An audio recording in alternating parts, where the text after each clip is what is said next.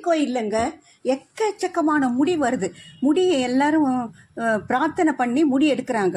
அந்த முடியெல்லாம் எங்கே போகுது அப்படின்றது இப்போ ஒரு சர்ச்சையாக ஆகிட்டு இருக்குது. அதெல்லாம் சாக்லேட்டாக மாறுது அப்படின்னும் போது எவ்வளோ ஒரு கஷ்டமான விஷயம். நம்ம சாப்பாட்டில் ஒரு முடி இருந்தாலே அவ்வளோ அருவருப்பாக இருக்கும். ஆனால் சாக்லேட்டாக மாறுதுன்னா நம்ம அப்போ சாக்லேட்டை தவிர்க்கலாம். சாக்லேட்டை தவிர்த்தா இதுவை தவிர்க்கலாம், ஒயிட் சுகரை தவிர்க்கலாம். அது மாதிரி தான் நம்ம கொண்டு போகணும். அது இல்லைன்னு மறுக்கிறாங்க. எனிமல்ஸுடைய முடியை எடுத்து தான் சாக்லேட் பண்ணுறோம் அப்படிங்கிறாங்க. இது மாதிரி இது திருப்பதி முடியை எடுத்து டேப்லெட்ஸ் செய்கிறாங்க. இது மாதிரி ஏதோ மருந்து வகையெல்லாம் செய்கிறாங்க அப்படின்றாங்க.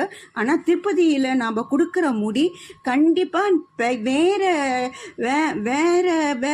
வேறையாக தான் போயிட்டே இருக்குதுன்றது ஒரு உண்மையான உண்மை. இதில் முடியல சாக்லேட் பண்ணால் அந்த சாக்லேட்டை நம்ம விட்டுட்டோம்னா நம்மளுக்கு அந்த ஒயிட் சுகர்ன்றது உள்ளே போகாது. ஒயிட் சுகர் உள்ளே போகாத போது கண்டிப்பாக நம்மளுக்கு உடம்புல நல்ல சக்தி வரும் அப்படின்றது தான் இப்போ சர்ச்சைக்கான முடிவு.